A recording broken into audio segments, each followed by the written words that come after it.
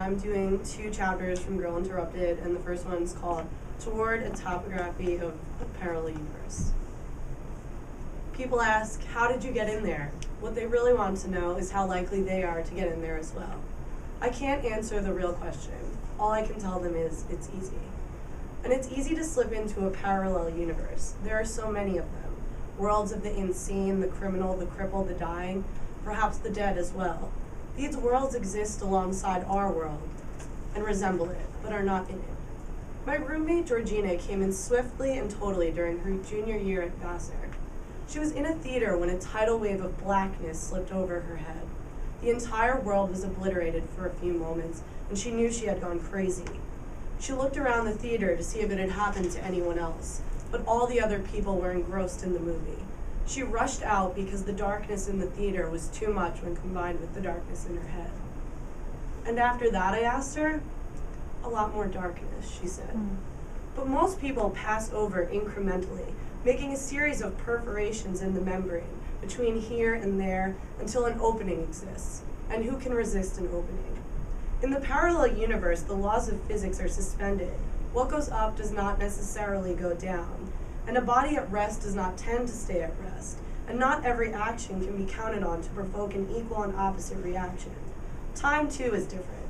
It may run in circles, flow backwards, skip about from now to then. The very arrangement of molecules is fluid. Tables can be clocks, faces, flowers. These are facts you find out later, though. Another odd feature of the parallel universe is that although it is invisible from this side, once you are in it, you can easily see the world you came from.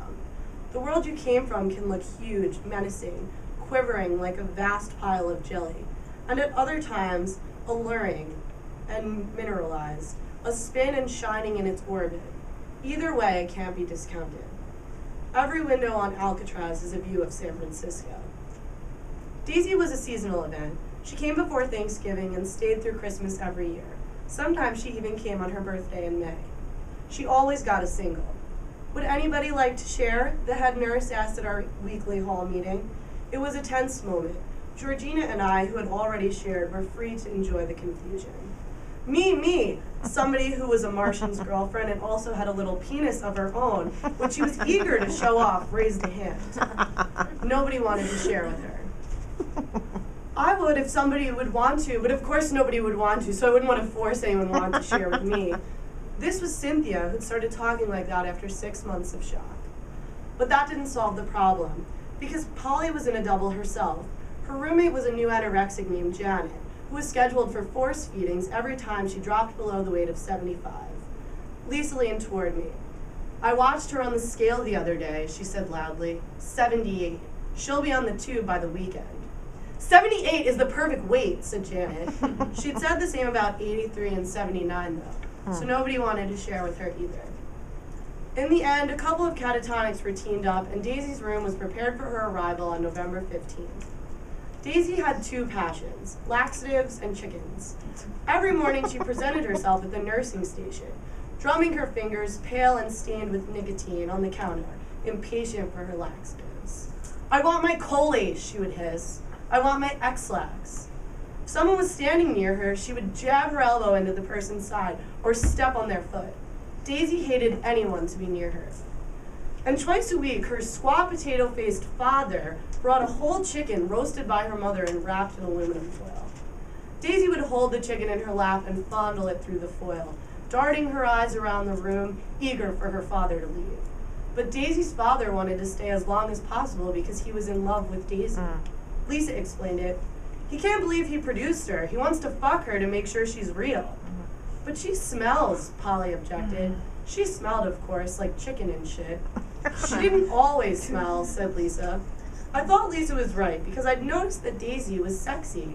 Even though she smelled, glowered, hissed, and poked, she had a spark that the rest of us lacked. The Martian's girlfriend was in love with her, too. She followed her down the hall, crooning, "Want to see my penis?" To which Daisy would hiss, "I shit on your penis!" Nobody had ever been in Daisy's room, and Lisa was determined to get in. She had a plan. "Man, am I constipated," she said for 3 days. Wow. On the 4th day, she got some X-Lax. Didn't work. Got anything stronger? How about some castor oil, said the head nurse. She was overworked. This place is a fascist snake pit, said Lisa. Give me a double dose of X-Lax. Now she had 6 X-Lax and was ready to bargain. She stood in front of Daisy's room. Hey, Daisy, she called. Hey, Daisy. Fuck off, said Daisy. Hey, Daisy, Daisy hissed. Lisa leaned toward the door. I've got something you want. Bullshit, said Daisy, but then she opened the door. Georgina and I had been watching from down the hall. When Daisy opened the door, we craned our necks, but it was too dark in Daisy's room to see anything. When the door shut behind Lisa, a strange sweet smell wafted into the hallway. Lisa didn't come out for a long time. We gave up waiting and got lunch in the cafeteria. Lisa gave her report during the evening news. She stood in front of the TV and spoke loud enough to drown out Walter Cronkite.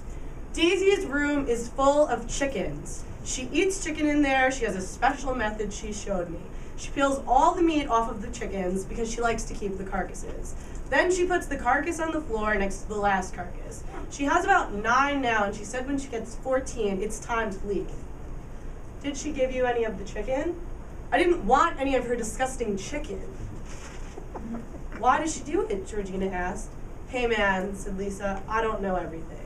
What about the laxatives? Asked Polly. Needs them. Needs them because of all the chicken. There's more to this than meets the eye, said Georgina. Listen, I've got access now, said Lisa. Within the week, there was more news about Daisy. Her father had bought her an apartment for Christmas. A love nest, Lisa called it. Daisy was pleased with herself and began spending more time out of the room, hoping someone would ask her about her new apartment. Georgina obliged. How big is the apartment, Daisy? 1 bedroom, L-shaped, eat-in chicken. You mean kitchen? That's what I said, asshole. Where's the apartment, Daisy? Near Mass General. On the way to the airport, like? Near the Mass General. Daisy didn't want to admit that it was on the way to the airport. What do you like best about it? The sign. What does the sign say? If you lived here, you'd be home now. See, every day people will drive past that sign and think, if I lived there, I'd be home now. And I will be home, motherfuckers.